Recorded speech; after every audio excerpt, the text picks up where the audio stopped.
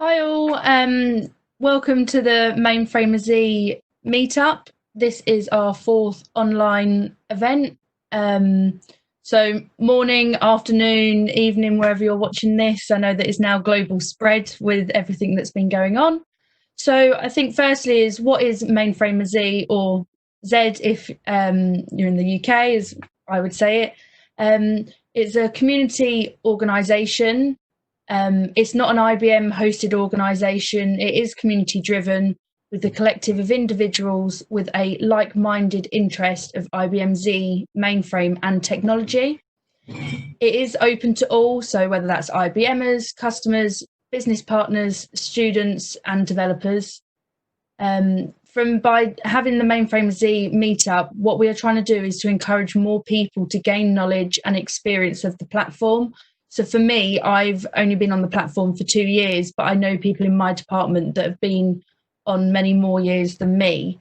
So it's been able to recognise that there are, a lot of opportunities out there to learn, and to enable people to understand what the mainframe is and what opportunities are out there for us. So if we go on to the next slide. So the team is made up of many different individuals, all with different experiences and knowledge of the mainframe.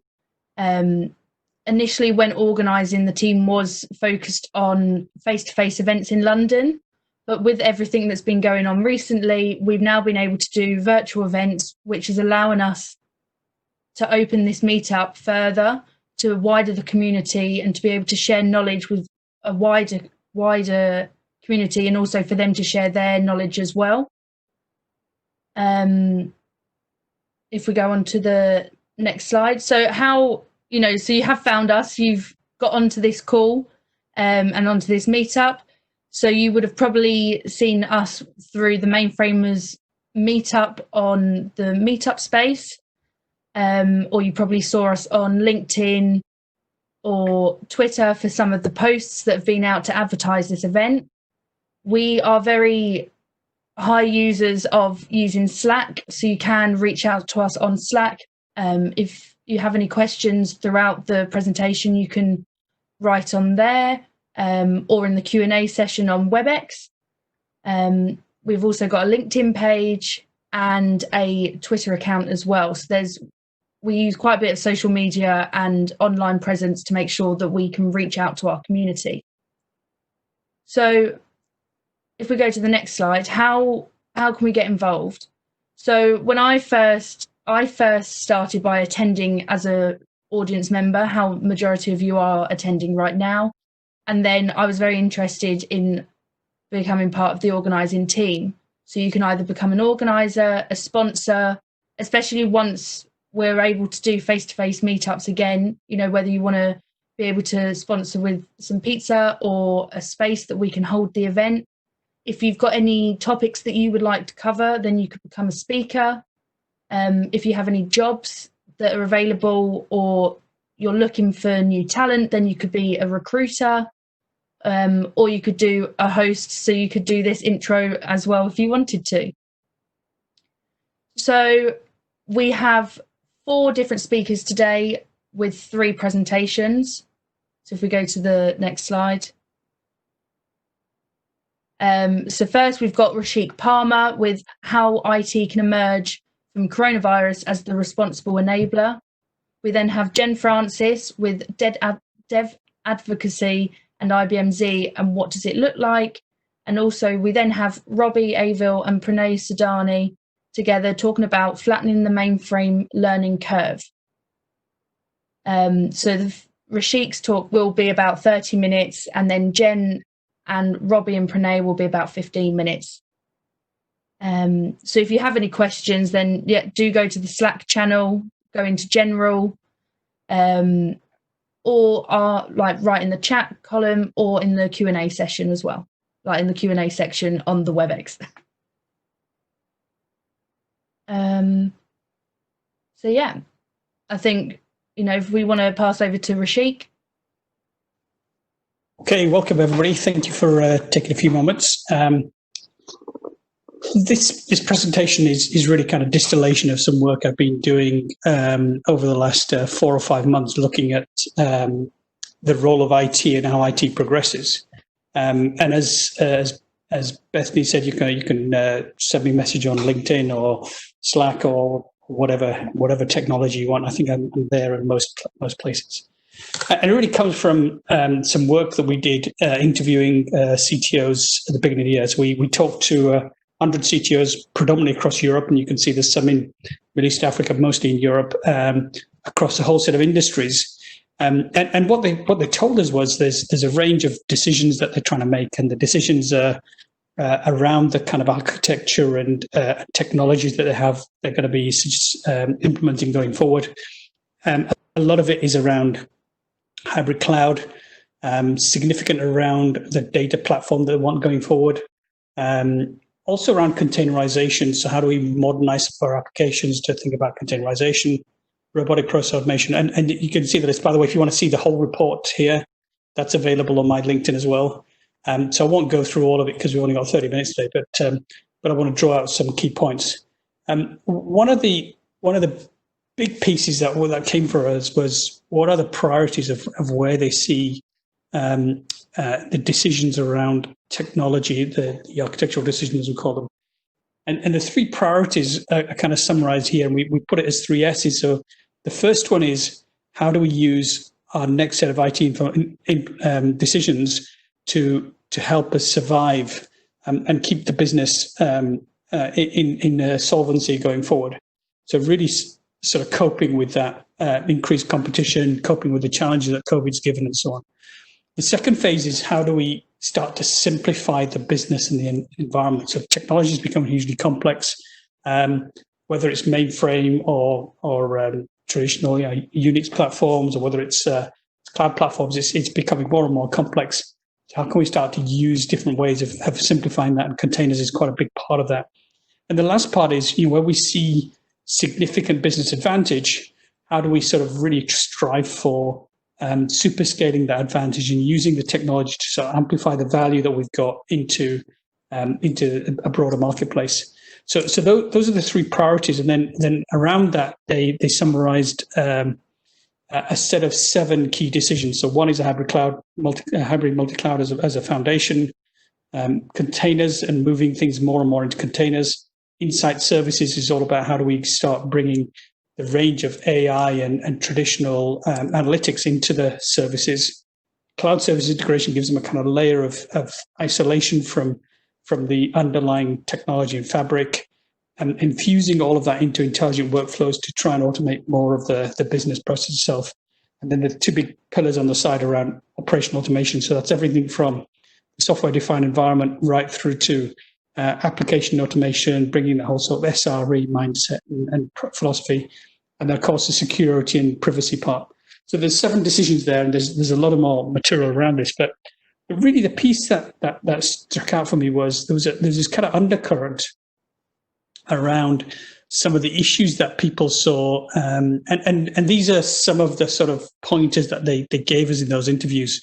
Thinking about how there's a level of distrust coming from the whole Cambridge Analytica Facebook situation, how some of the challenges around the raw technology fabric as a result of the meltdown and Spectre was really sort of challenging some of the beliefs that they had around some of the technology.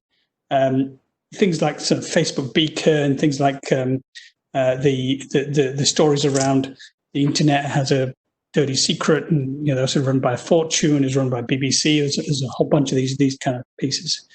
And what started to strike us was actually there was a broad belief around bringing the responsibility back into IT. And so we can distill this into a very simple framework, which says, there are really 6 things around being a responsible computing provider, and is this something that organizations need to start thinking about? So it starts with the data center itself, and are we making responsible use of the data center?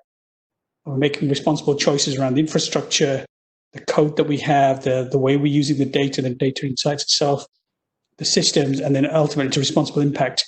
And of course, these are all interconnected, so it's not just a one-way sort of a loop. It's actually an interconnected set of capabilities.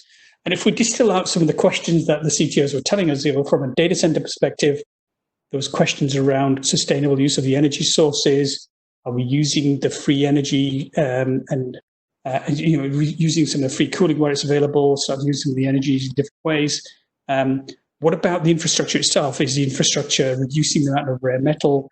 Are we recycling the technology? Are we trying to reduce the energy consumption per unit capacity? From the code itself, is it efficient code? Is it open? Is it secure? So do we, for example, understand what the carbon footprint of our code is? It's a simple question. And these were all these sort of questions that the CTOs were asking. And at the top end, there's questions like how are we thinking about the ethics of what we're doing? How do we think about the removing bias? Do you continue detecting bias and correcting it? Is the logic of our AI actually explainable? And are we driving towards having really sort of the right kind of impact? Are we addressing societal issues? Are we using IT for social good? Are we helping build the next generation of skills? And so this became quite a useful kind of framework. And then what I started to do was to draw together some of the experiences from the IBM company. This is not meant to be a kind of IBM marketing story, but just to give you some examples of what we've been doing, more as a way of kind of inspiring you to think about how do you, as a provider of IT to the businesses that you serve or the organizations that you serve, and how can you also become responsible? Because I think as we come out of COVID, there's a lot of focus on sustainability and that whole responsible agenda. So if we start at the fundamental level, from an IBM company perspective, we've been doing a tremendous amount of this for some time, and it's a 50-year commitment. This isn't just a once and done. This is something that you have to really sort of bake into the psyche and the underlying philosophy of the company. There's actually a very good report, so you can read about how IBM's been doing this for the last 30 years, and in that report. And if you go further forward, having a corporate environmental policy is a bedrock. So you've got to think about everything from safe and healthy workplace right through to audits and assessments and making sure those policies and practices are being held. And so it's not just a thing that you do on the side. It's got to be baked into the fabric of how we work and the business that we're running with. So one example is, if we go back to what we did in Boulder, in Colorado, we took a field next to the main data center there, and literally we populated it with PV. So the photovoltaic cells, which then give us the energy to then support the data center itself. And then, of course, batteries that are charged to keep the system running. So really sort of moving towards real renewable energy. And so at the moment, we've systematically put the structure in place which challenges our resources management people and the outsourced companies that we have to actually have those contracts in place. So it's not just offsetting. We're actually looking at moving towards renewable energies in the contractual structures that we have. I think we're around about between 45 and 47% right now of real renewable energies there. And it also comes back to how you think through the ways you reduce energy consumption. It's not just moving to green energy, of course. What are we doing to conserve energy? So do we find ways of shifting to newer technologies that reduce the energy consumption? And you can see that over the period from 1990 to 2018. We were able to conserve something like 7.5 million megatons of electricity, and that's a massive impact on the society. But at the same time, also saves a huge amount of money for us. So it makes business sense as well. And of course, having very clear goals that for example, we will have a reduction of the CO2 by 40% by 2025, or we will conserve 3% of IBM's energy on a systematic basis. All these kind of what look like simple goals become very significant if you keep doing it for a long period, as we have been doing over the last 30 years. But then if you come back to very specific things. So that might be at the data center level. Now, when we start to look at the infrastructure level directly, what we have a corporate policy which says that we have to reduce the energy consumption of the server on an annual basis. So if you look at the difference between Z12 to Z15, then you'll see there's a significant reduction in unit energy, and that's a very regular update that we have on our platforms. Similarly, by rethinking the use of the technology structures you have. So if I take this is a real client example of an x86 estate, which we were able to consolidate onto Linux One, and that gives you a massive reduction in the energy footprint on that frame. And of course, that also has a knock-on benefit in terms of lower cost of ownership and all those kind of good things as well. There's another example of a client in France where we were looking at a shift from commodity servers to Z estate. Again, a very significant reduction in energy and ongoing cost usage.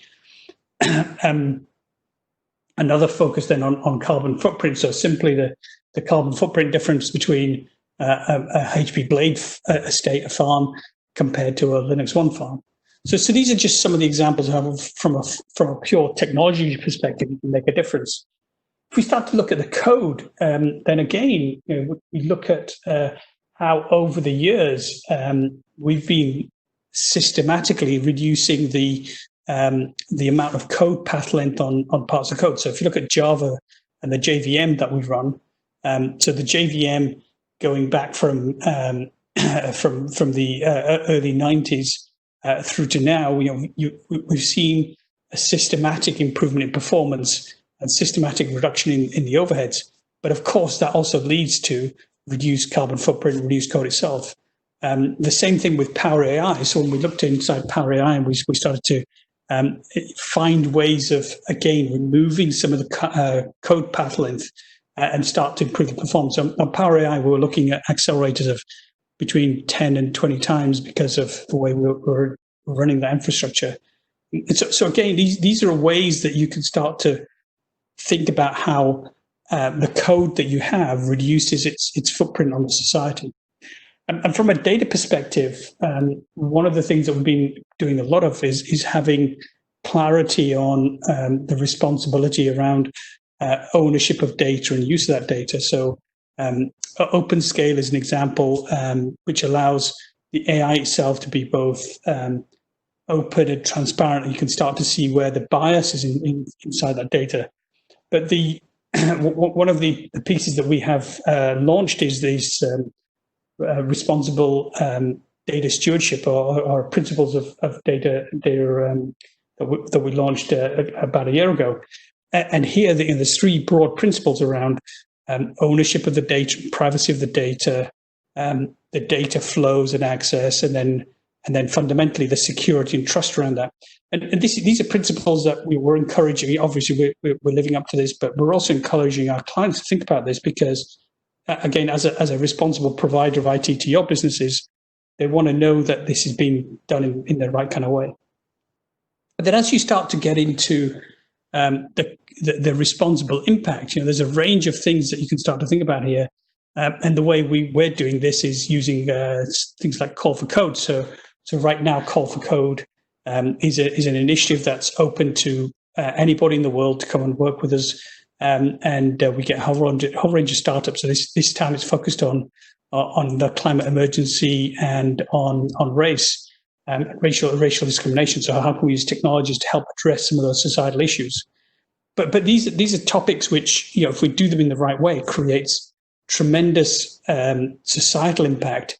But it also starts to address some of the purpose and value that people have that they want to try and solve some of the systemic issues that's burdening the society for a long time. At the same time, we've been building the PTech program, and I don't know how many of you are familiar with the PTech program, but this is a kind of school within a schools model where we help young people, often from a disadvantaged background, to find a path into new collar jobs. And the PTech organization brings in a combination of STEM learning, the kind of workplace skills, provides business bent. So it's not just, an IBM. We would often get the core businesses that serve the community to work with us in providing them mentorship, and then guaranteeing those folk internships. So it gives them a real sort of step up into finding jobs and getting being first in line for some of those new jobs. So it's been very successful in the US. It's launched now in Europe. So we've got it launched in UK, in Ireland, a lot of discussions in Scotland, in France, in Italy, and ongoing across Spain and some of the other European countries. So this is again a way of how we think about the kind of impact that we have in society. And specifically looking inside Europe, when I look at the kind of things that we've been trying to do here, focus on working with the European Commission around ethics and providing guidelines for trustworthy AI, the range of kind of education focus that we've got on P-Tech and apprenticeships and skills building, and then also using a range of kind of give back and CSR activities to drive the right kind of impact. So Stop the Traffic is a program that we've been working very closely with, helping provide the technology underpinnings there, also with the Museum of Poland. So these are all projects where we're trying to bring technology in to have the right kind of responsible impact.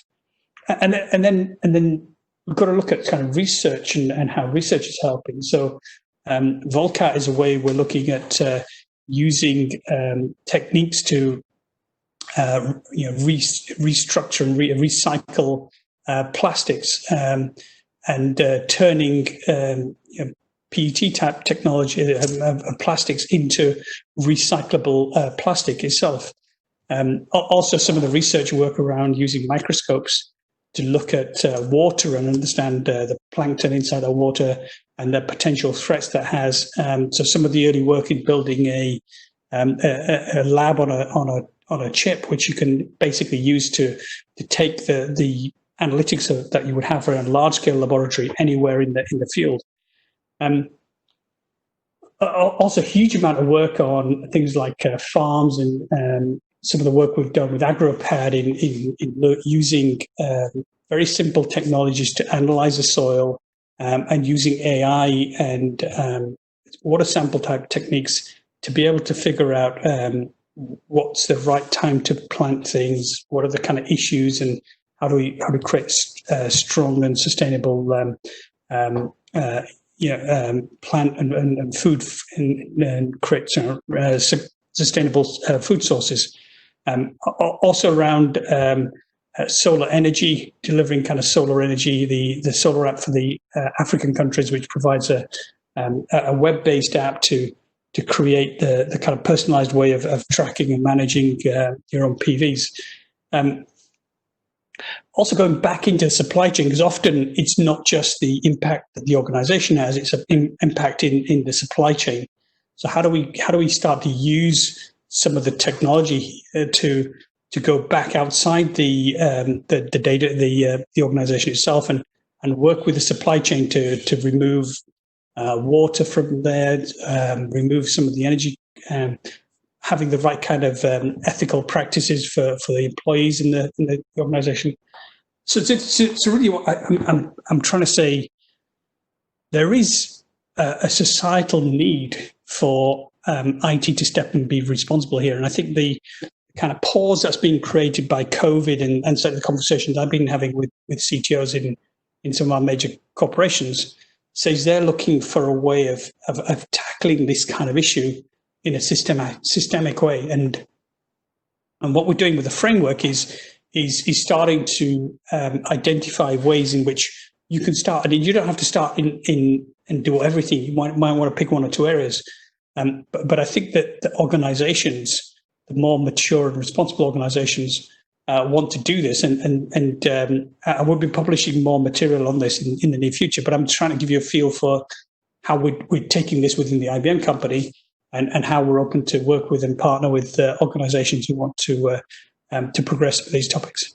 So with that, I'm going to pause and kind of open up for some questions, because I didn't want to just talk without giving folk chance to ask questions and discuss things here as well.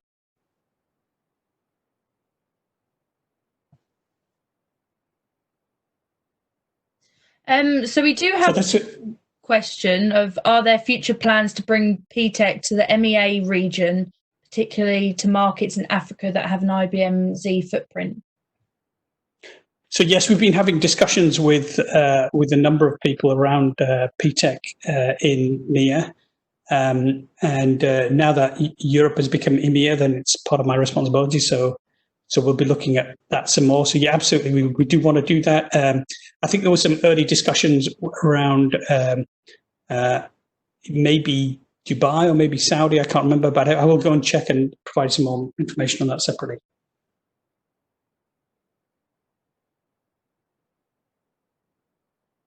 More questions? Another one is, what outcomes or success stories have you seen around the PTech scheme so far, or is it still too early to say? So if I look at PTech in the US, it's very mature. So that's been running since 2014. There's tremendous stories of people who, had it not been for PTech, they would have been following a very different career right now. And if you look at some of the videos that were recorded from the Think conference last year, you will see the young people from PTech talking about how PTech helped them find new jobs. So for example, one of the individuals was talking about how he was the first person in his family, in the whole history of his family, to get a degree, and that he was only able to get the degree because of the PTech program. And you can imagine that's life-changing for an individual, but it's also life-changing for the family as well. It has a massive impact there. So from that, where you say about the videos for Think, where can people find those videos? Yes, if you just look up, in fact, Bethany, what I'll do is I'll find the link to it and I'll send it to you separately so you can send it out with the notes later. Okay, that's great. Yeah, so that's the questions so far.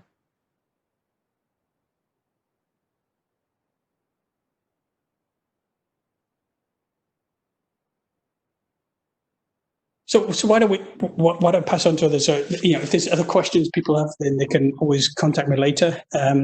You'll also see that I publish a couple of blogs. So I have a blog which is Digital Economy Leadership, which is rashikparmar.wordpress.com. I also have a personal blog which is called Sunday Sprinkles, where it's nothing to do with technology. It's purely about in search of the sweetness in life. And I think where we're at right now is technology needs to become much more human. So it needs to blend between serving human needs as well as pure technology for technology advancement. And I think as technical leaders, as responsible leaders, we've got to have that foot in both camps, understanding humanity and understanding technology and bringing those together.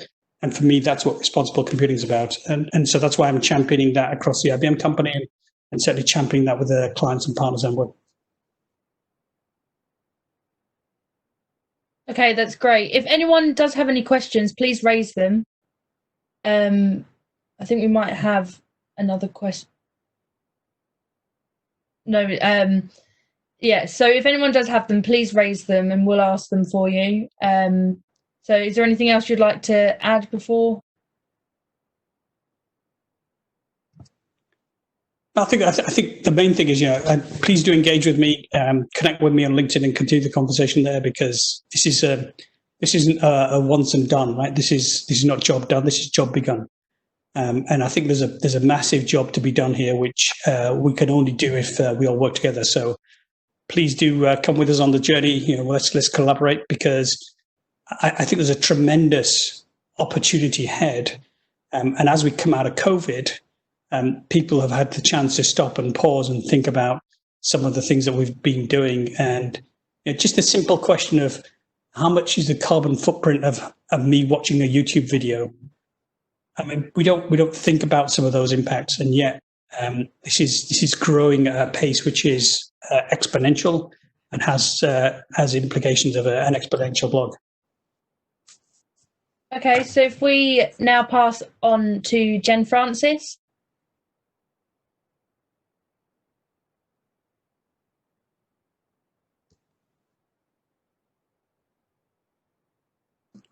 All right. Hello, everybody, and good afternoon. I'm Jen Francis, and I am a developer advocate, and I will be talking for just a few minutes today about developer advocacy. So we'll talk just very briefly about what it is and what it looks like with IBM Z and what we've been up to. All right. So it's always good to start with some information. So this was from a Stack Overflow survey from 2018. So based off of the respondents to their survey, 0.8% of the respondents said that they had worked with IBM Z in 2018. It's kind of a shocking statistics. If you go on in the survey, you'll find in 2018, out of those that responded, 84% said they disliked using COBOL. I found this completely mind-boggling. If less than 1% have worked with Z, then how have 84% worked with COBOL? Maybe they're working with COBOL on other platforms. But what is it that they don't like? These are things we don't know. But they had a choice in the survey. They could say they either loved or dreaded or wanted. And so these were people that said that they didn't like it, that they dreaded it. So that's a strong feeling towards the language. Digging a little further into that same survey, 31% of those that work on Z say that they want to continue, that they loved coding for Z. The other side of that, the 68% said that, nope, they'd like to stop. And there's a small fraction, about 0.5%, that says they want to learn to develop on the mainframe. So why is it we're seeing these like really disparate numbers? They're kind of all across the board. Not very many people are working on Z. We know that it's heavily used. I mean, all of us in attendance today are here because we're interested or we work on a mainframe. So why is it that there's kind of this mix of feelings about creating content for it? This is something we have to change. And why? Why are we trying to change it? Why are we trying to work with developers and reach developers? This is according to another survey. It looks like I forgot to include the link, but 90% of developers, according to the executives in the survey, so 90% of the developers responded that, or the executives responded that they see the developers and they're influencing buying decisions. We know from these statistics that they are frequently talking with senior management about the enterprise development needs, 72% of them, according to the survey. So if they're driving these decisions, they're talking with the executives. Why aren't we talking to them about IBM Z? Why aren't we showing them the cool things that can happen? Particularly if you look at this bottom number, by 2023, 3 years from now, they're projecting 27.7 million developers in the world. It's a lot of people. So we should be talking to them. We should be trying to make sure that we can answer their questions, that we have things out there for them to be able to go to and look at. So what are we doing? And this is where developer advocacy comes in. So developer advocacy is when you are trying to empower developers with proven code practices. We work on a technology first basis. So we will talk in terms of technology and not in terms of products. We will use products to support what technology is doing. But you won't hear us lead off with a specific named product. We really want to have deep engagement, and we do have deep engagement with those developer communities. So we want to be where the developers are and go to them and not require them to hunt around and try to figure out where we might have something for them. All right, so what does this look like? What is developer advocacy in action?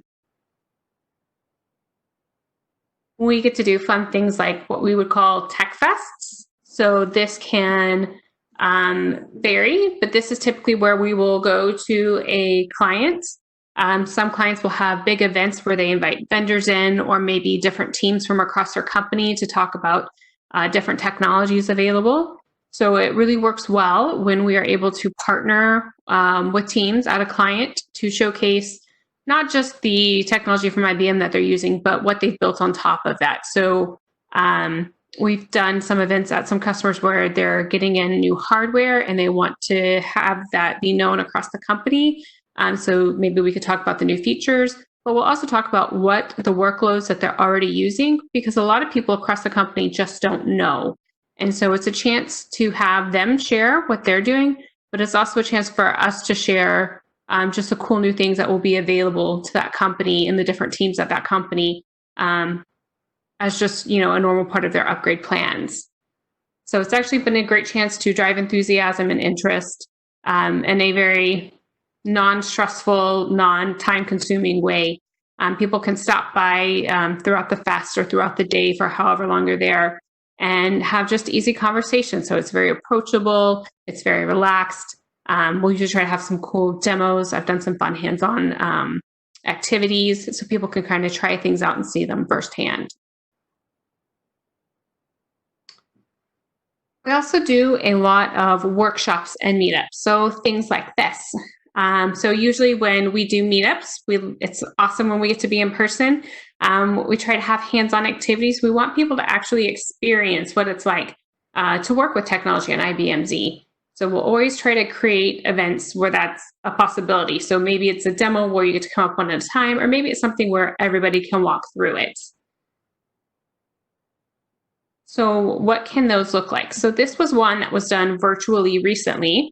They had asked for a COBOL experience. I think most of us know, I think the last meetup was all about COBOL. There's been a big interest in COBOL after some comments that were made.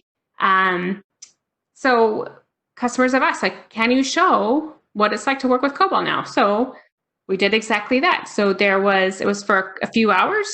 We know that in a virtual time, it's hard to keep attention for, more than maybe 2 to 3 hours. Even that is kind of a lot. But we wanted a way to work with people. We might have normally done longer in person. It's easier to kind of get away and have a day together as opposed to when you're virtual to just have a couple of hours. So kind of keeping in mind, we are going to work on a computer and it's hard to not get distracted by our browser or emails coming in or other things that might pop up.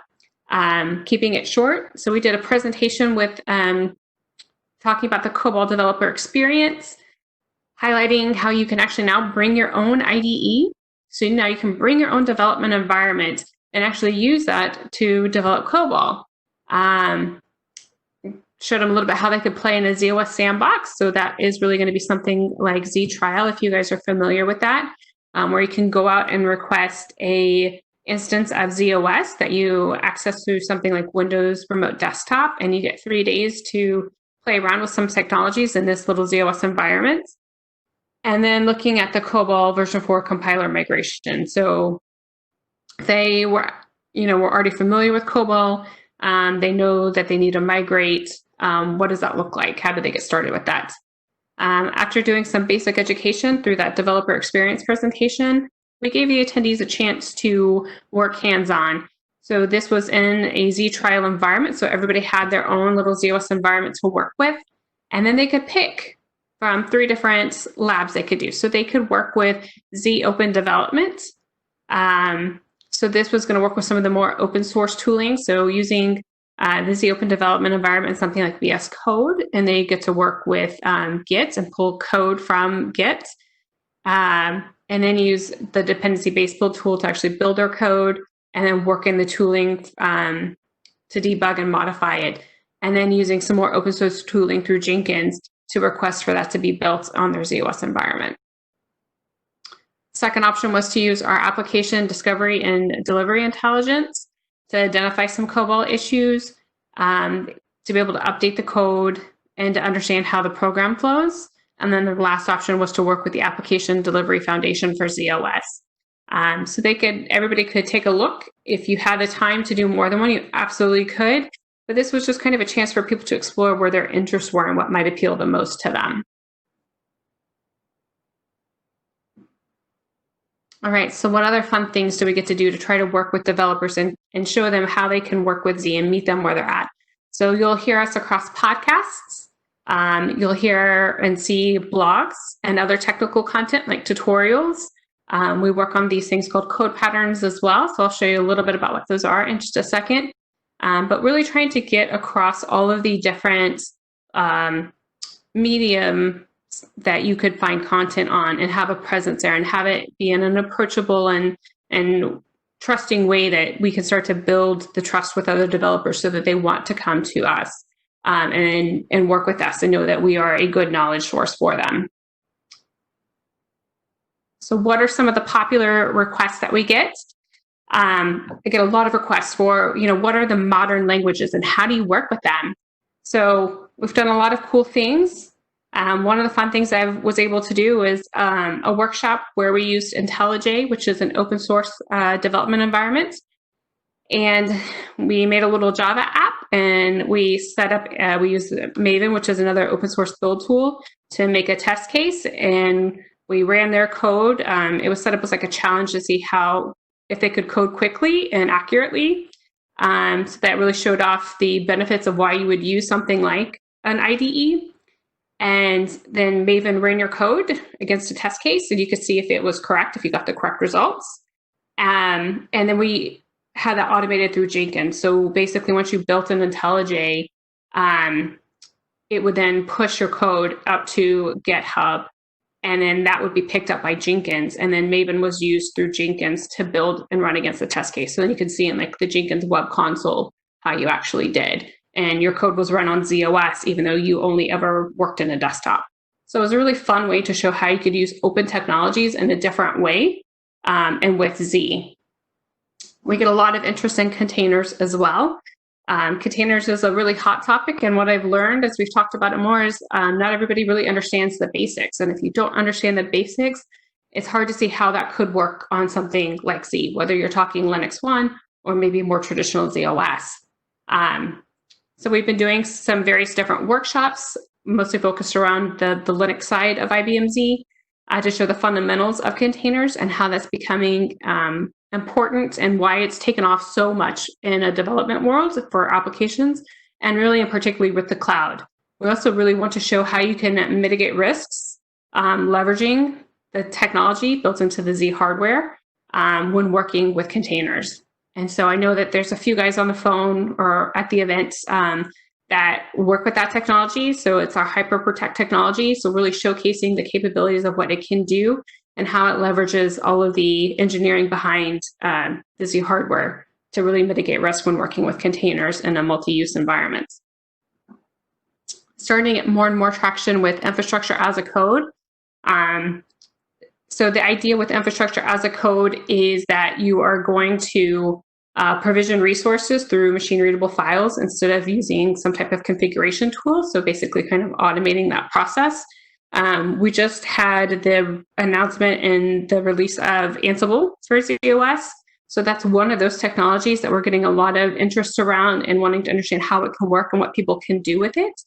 And also things like ZOS Cloud Broker kind of falls into that same space. So just at this point doing demos and really explaining how the technologies work.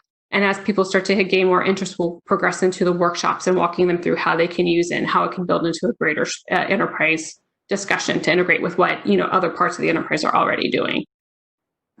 And of course, we can never forget open source. Open source is such a huge topic.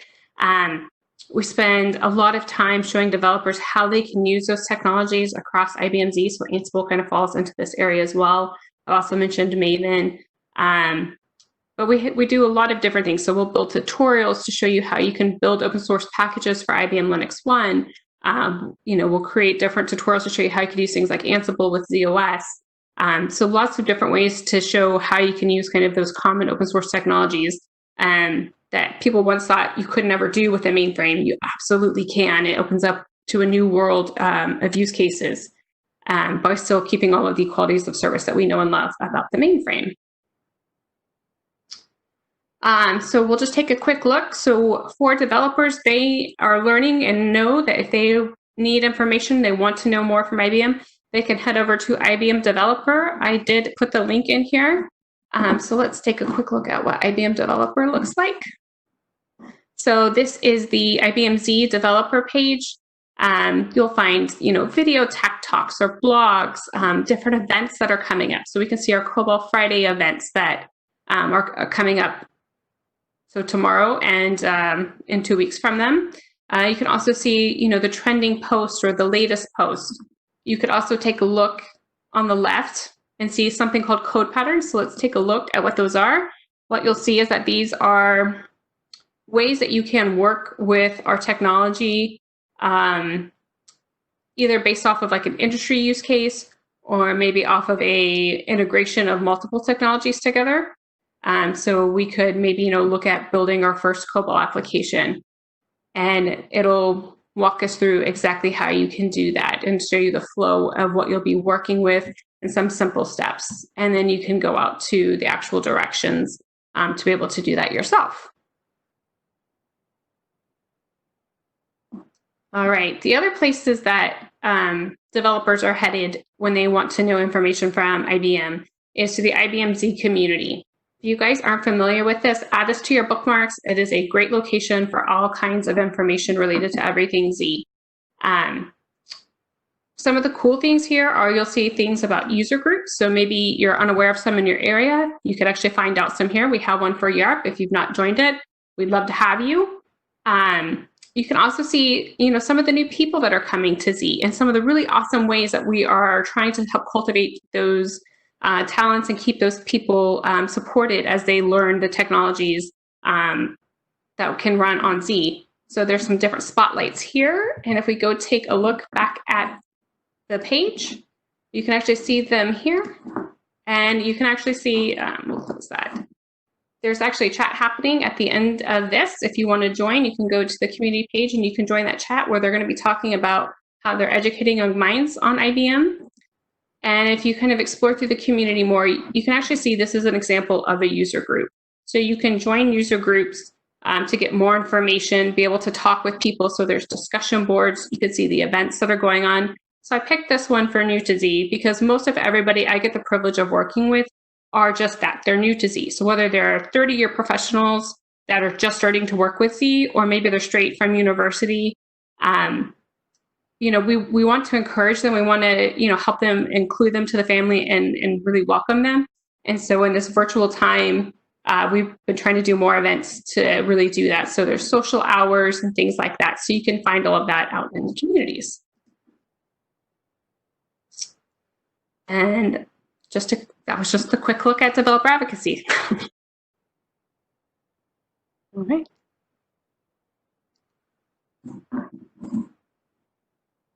That was great. Thank you. If anyone's got any questions, please write them either in the chat, the Q&A session, or within the general on Slack. So if we now pass on to Robbie, Avill, and Pranay Sodani.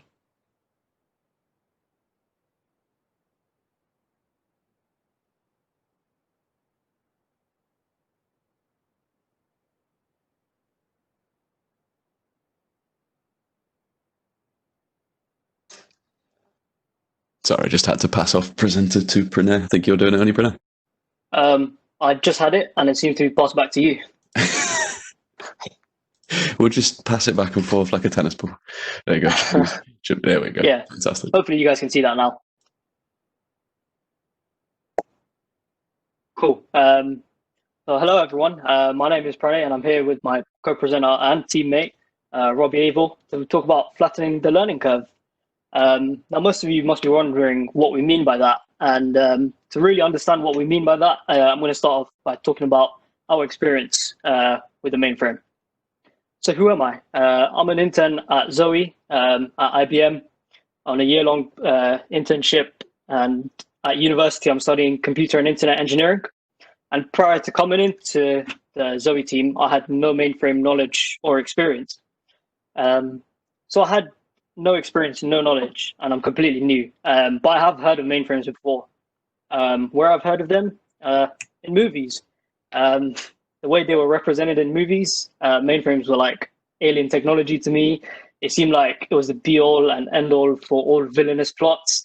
Like there was some sort of supercomputer that could carry out all these evil operations. But working in the Zoe team for almost a year now, that perception has certainly changed, and definitely the evil aspect has gone. Now, most of you must have seen an ISPF terminal. And this was the first thing that I was introduced to when I started learning about the mainframe. And my first reaction when I saw it, I immediately thought, wow, this looks really complex. I have a lot to learn, and all within a year. And then I started talking to lots of experts that know a lot about the mainframe. And they started chucking stuff like acronyms at me. And that really felt daunting, trying to get all this information in my head. So yeah, that's the start to my mainframe experience. I'll let Robbie talk about his now. Yeah, hi everybody. So I'm Robbie Avill. Very similar start to working on the mainframe as Pranay. I came out of sixth form in 2015 and joined IBM as an apprentice straight out of sixth form. And at that point in my life, I'd only programmed in Python, and then jumping from programming in Python to seeing a 3270 panel with ISPF and SDSF and all of these different acronyms, as Pranay says, was almost impossible to wrap my head around. And when I joined, I was told that, you know, within the first 8 months, it would take me that long until I was eventually able to actually contribute on the mainframe, which just felt crazy to me. So yeah, anyway, that's a short little bit of background on me. So yeah, apprentice. Sorry, Pranay, I should have told you where to go. The next one, please. No, there we go. So yeah, as Pranay has said, we work together on the Zoe team, but I'm going to pass back over to him to let him talk a bit more on that in a moment. Next slide, please.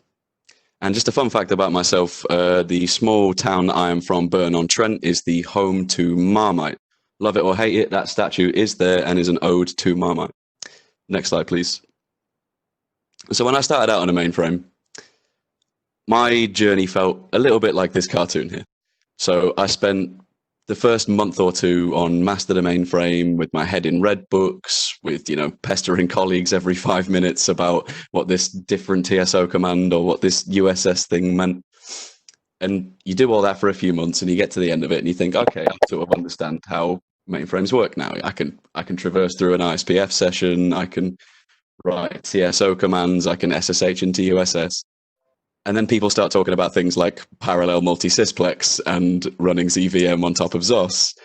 And then you realize you actually don't really know what you're talking about at all, and you've just come to the tip of an iceberg. And I think that this image demonstrates that quite nicely. You know, you think you've got to the top, and then you realize, oh, actually, that's just a small hill. There's actually a massive mountain of things left to learn. And as I sort of said before, when I started at IBM, I was told it would take me around about 6 to 8 months before I was able to understand the mainframe and then contribute on it. And that just seemed absolutely crazy to me. Because if you go to any other job, any other apprenticeship, and it takes you 8 months to start doing things, then you'd have probably been fired by that point. So it just seemed a bit off.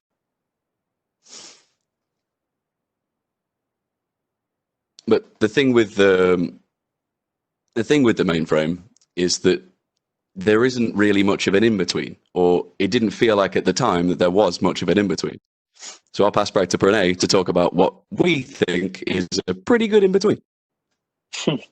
Yeah, so I think before I talk about our experience with Zoe, it's important to understand what Zoe is.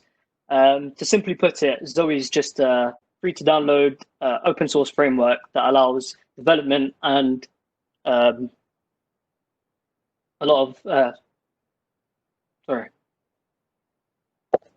just a second. I'm hoping you guys can hear me all right. Yeah, just allows development on the mainframe, and it just provides a modern UI. So coming into Zoe, it felt like it was easier to learn about the mainframe when I started with Zoe than when starting with ISPF. If I was to put an analogy on it, I would say Zoe is like a translator.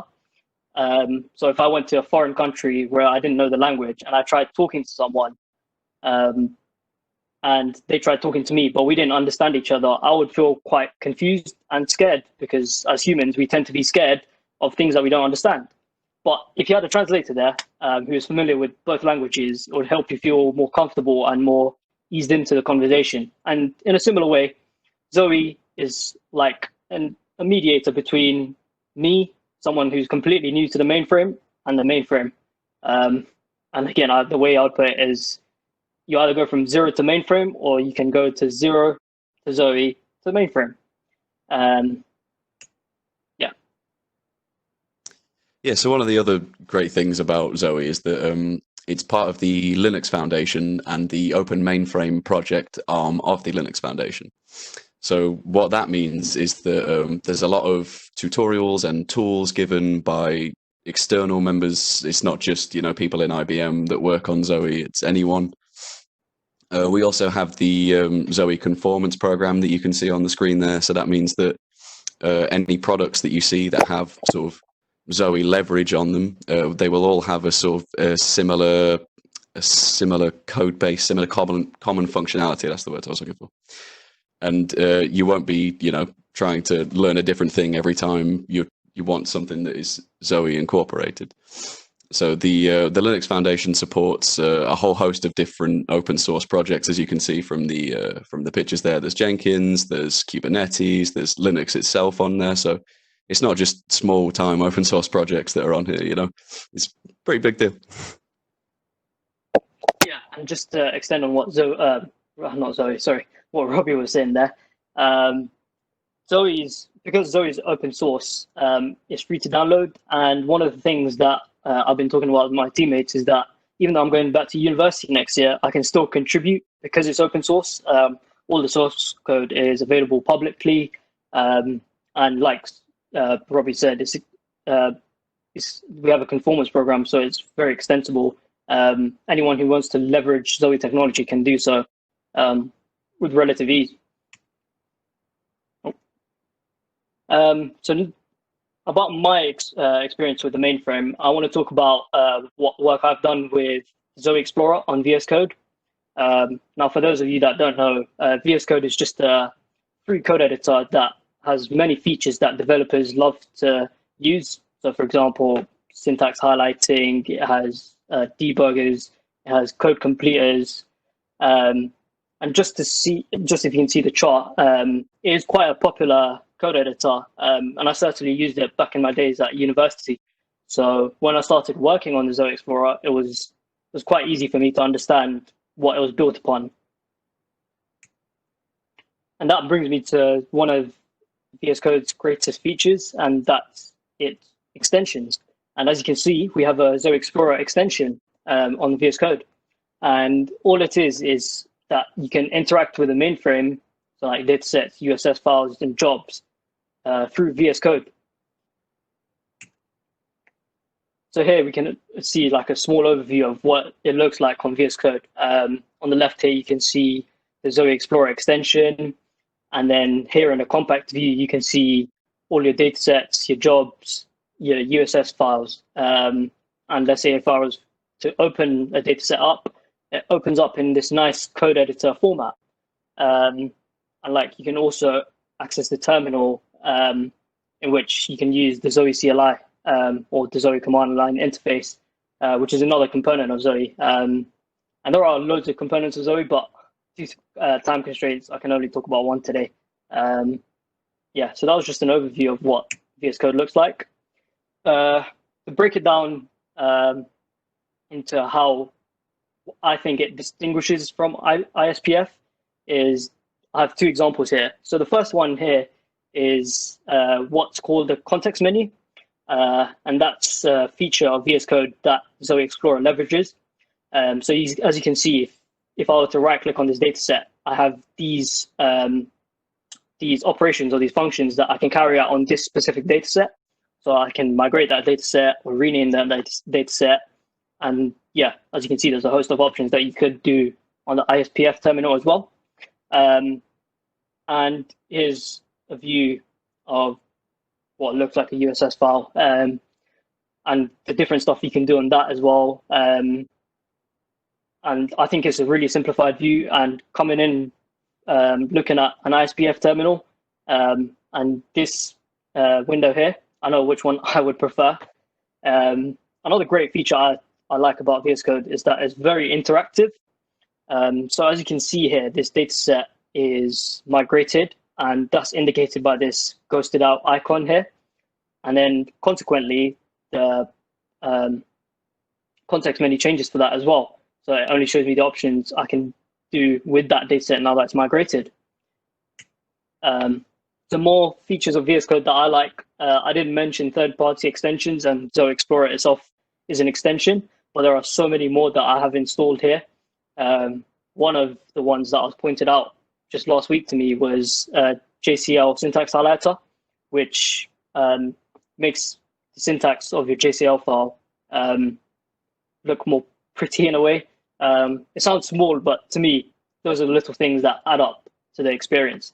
And like I was saying before, there's syntax highlighting, syntax checking, all these features of the code editor that are leveraged by the Zoe Explorer.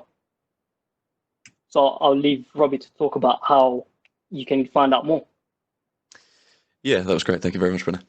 So, yeah, as was mentioned before, most of or all of our code is open source, just on GitHub in public repos for anyone to go and see if they want to. I don't know if you want to go and look at the actual code itself, but you can clone the repos, do what you like with it. You can also open up issues if you come into any problems with any of the different aspects of what you're trying to do. Those issues will be looked at by someone in the team, or possibly someone external to the team that just sees your problem and knows how to fix it and wants to help you out. That's the good thing about it being open source, is we can sort of create our own community of users that help each other out and things like that. And also, Pranay looks at these issues more than I do, so feel free to put as many as you want in there. On to the next slide, please. We also have our very own website, that is zoe.org, zowe.org, where you can go and see all of the documentation for how Zoe works and the download links if you actually want to get the code properly. And there's obviously also a lot more information on there about the many different components that make up Zoe and the different uses for them. Like, as Pranay says, we could be here all day talking about different ones. We just wanted to do VS Code because we figured that's the one that most people probably would get the use out of. But you can read more about the application framework, the API mediation layer, the Zoe CLI. Plenty to keep you occupied in this lockdown times. Next slide, please. Of course, we have our own Slack channels, as would be expected. There's the Open Mainframe Project Slack workspace, which I just Googled earlier, and there's a join link from there. So I think if you want to join it, you just Google, and then you can join as many channels as you want to. We've got Zoe-specific ones on there for people to ask questions. There's just, as you can see, general, marketing, random. So if there's any mainframe memes you want to share with some people, stick them on the random channel. Who knows, you might find some fun there, or make some friends. But it's good if you have questions, or you just want to find out more about what's happening within Zoe and things like that. It's a really good place to be. Next slide, please. And finally, we have the Open Mainframe Project YouTube channel, which has a plethora of different types of videos. You've got tutorials, as you can see there. There's one of my favorites where the guy walks around the street asking people what the mainframe means, just sees what they says, because people say some silly things about what mainframe is. There's plenty of other things on the Open Mainframe Project to binge watch if you want to. Who needs Netflix when you've got that? So I think that's the main places you can find out about us. But obviously, Pranay and I are here. We've got email addresses, or you can put stuff in the chat now. Feel free. But I think unless Pranay's got anything else, I think that's the end of our talk. Yep, that is perfect ending. Thank you for listening, guys. That was great, thank you. So we've got So before we go on to Q&As, we've got an announcement from Roger Bales. So hopefully we can unmute him and he can make his announcement.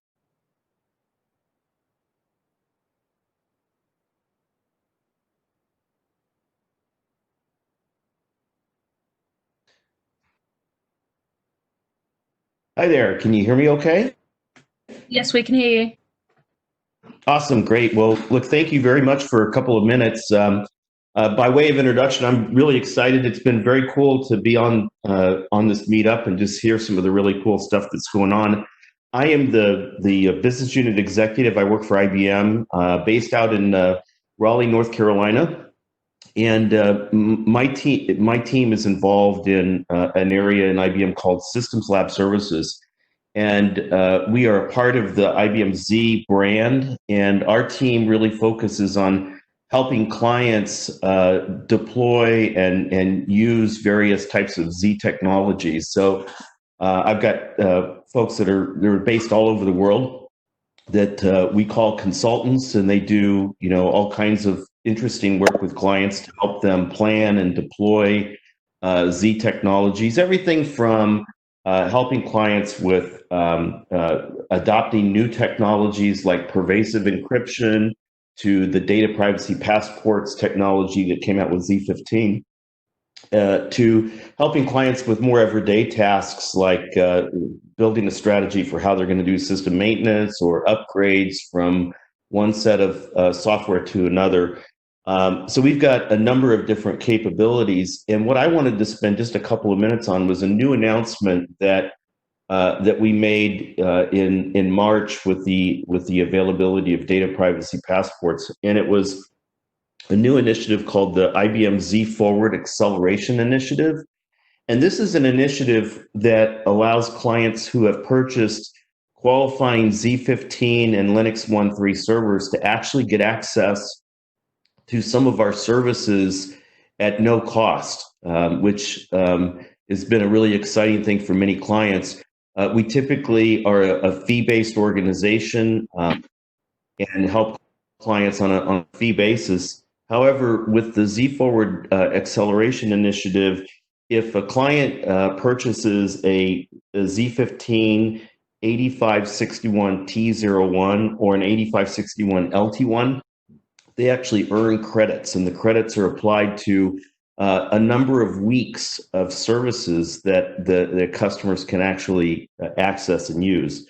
The program is a new program. It's already gaining a great deal of popularity. There are certain services that are part of the program, so not everything is available, but the services that are available as a part of the program today are services to help clients plan and deploy their pervasive encryption capabilities on Z. There are services to help clients plan and deploy the data privacy passport capability. So not only being able to protect data on the platform, but as data moves across the enterprise, data privacy passports has been designed and built around the notion of being able to protect data and privacy as it moves across the enterprise for various computing needs. And then finally, IBM Z encryption key management, key deployment, some of those topics that are oftentimes a complex topic for a client is the third area of services that the Z Forward Acceleration Initiative provides capability on. I didn't bring any slides today, but I will post in the Slack channel a pointer to a blog that I've co-authored with Luc Verwecken, who's based in Belgium, who's my counterpart and colleague in this program. So you can learn more from that, and it'll also give you a pointer back to my LinkedIn. And if there's any questions, feel free to reach out to myself. We have teams based across Europe that are available to not only answer questions, but also help get engaged. And if you're, how do I find out, do I qualify? One of the best ways to do that is to go right through your IBM sales rep or your business partner, or you can come directly to us and we're happy to help as well. That's what I have for today. Thanks very much. Thank you for that. Just realised I left myself on mute. So before we go on to the Q&A session, so as Roger was saying about presentations and any PowerPoint slides, these will all be available from today's session. Any links that have been mentioned will also be available, and the video recording will be made available in the next few days. So just so you all know, so you don't have to worry about the links because you will get them. As well as this, we've also had someone ask about whether we'll do a future session on mainframe security. So this would be a great topic to do as a future event.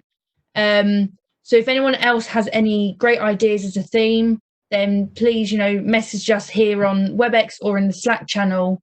Or if anyone has any topics that they want to present on, then please reach out to us so that we know, and then we can go ahead and go forward with those. So if we go on to the questions, so the first one is for Rashik. So do you have a view on the new world of work in terms of office versus home working?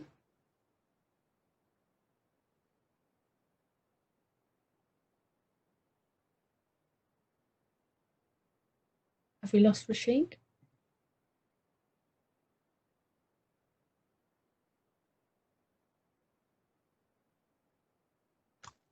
I think he's had to drop. Okay, that's fine. But we can get back. We can get back to the question. That's fine. So we got a question for Jen. So, what podcasts are you involved in, and what ones do you recommend?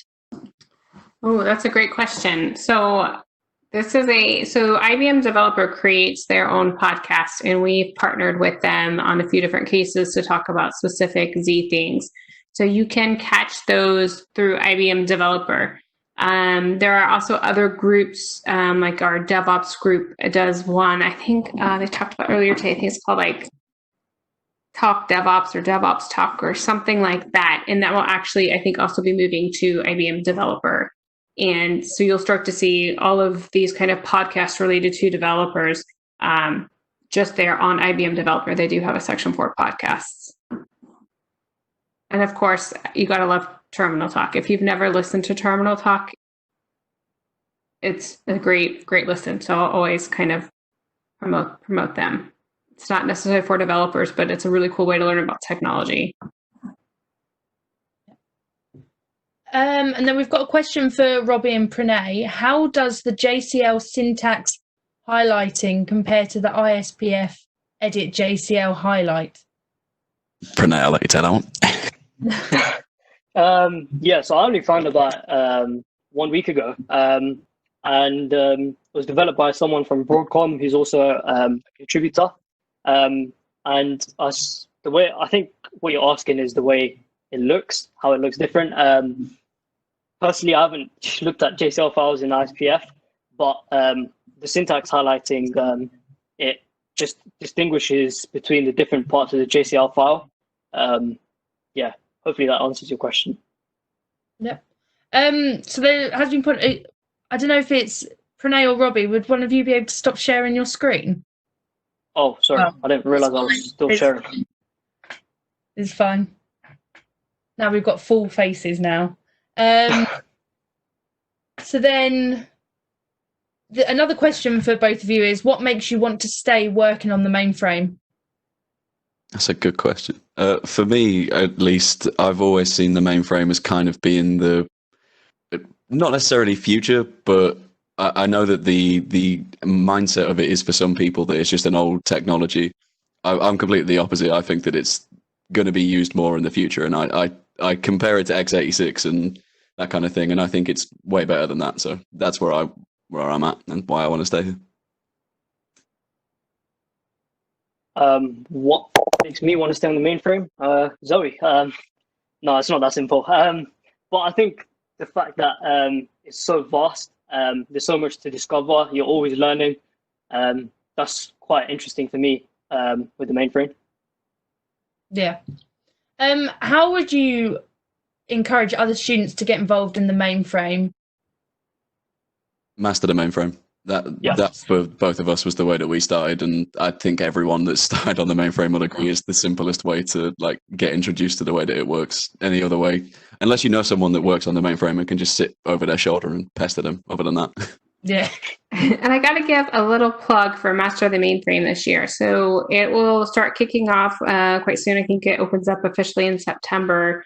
But if you want information sent to your universities, let the organizers for MainframerZ know. We'll get that sent to them. It is a completely different format. It's a big facelift. You'll start to see a lot of these technologies that we just talked about, like with Zoe and stuff, integrated in and as part of the challenge. So it is really going to be an awesome competition this year.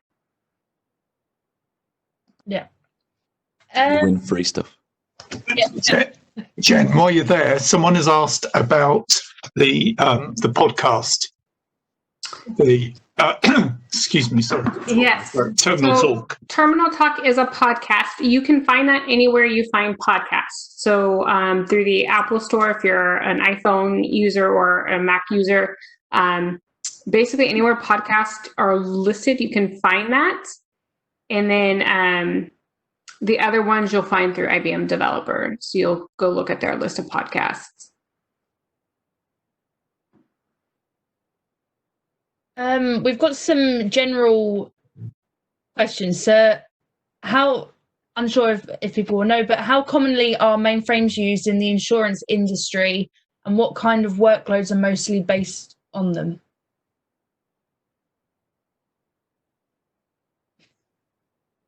Hey, this is Roger Bales. So I'm happy to take a cut at that for the team.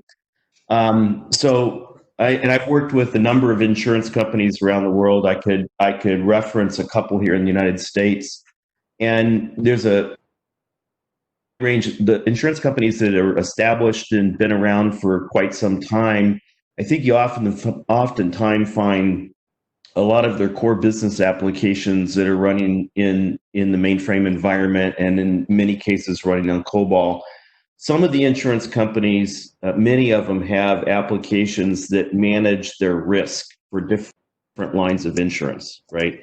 And so the management of that risk deals with not only prediction, but it also deals with cost accounting and some of those kinds of things.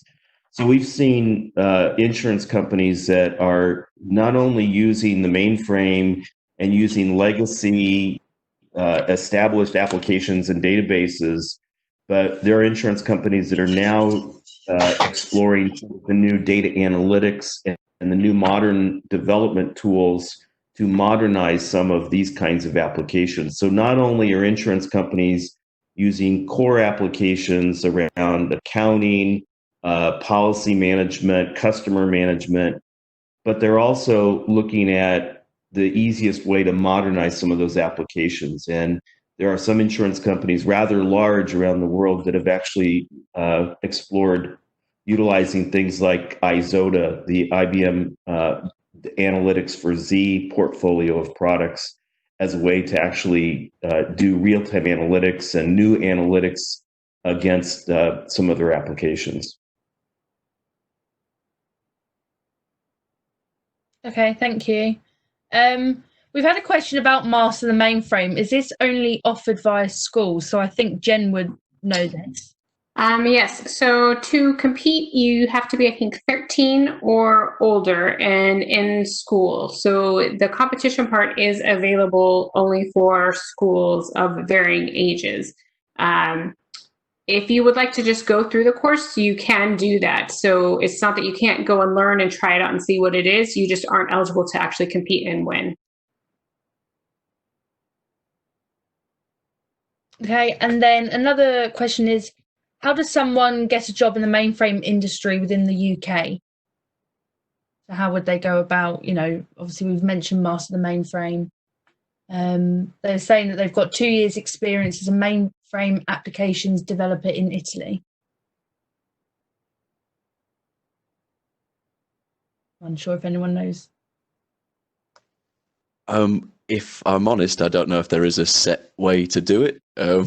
For me, it was just, I kind of got lucky and fell into it. That was what my apprenticeship was in. I think just apply. I guess that would be my advice.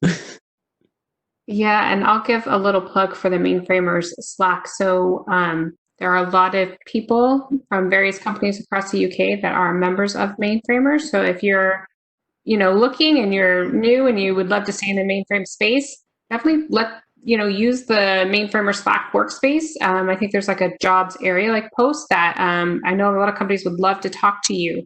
I don't know of a very specific way, but as we do more like new to Z events, we'll have one specifically kind of for the UK, and that could be another great place to kind of network and meet other people. And then maybe if they know that their company's hiring, you could get connected into that. For IBM in the UK, I know that there is hiring going on at the moment, so I recommend checking out the website, because we are definitely hiring both. And there's the graduate program, and for experienced hires, there are also opportunities. So absolutely go and check that out. So we have another question about Master the Mainframe. Are there any future plans to cover ZOS Connect? I'm asking. I can't remember. I was walked through what they had, but I can't remember. There were some really cool things. I don't remember explicitly ZOS Connect, but it actually might be. So let me ask that real quick.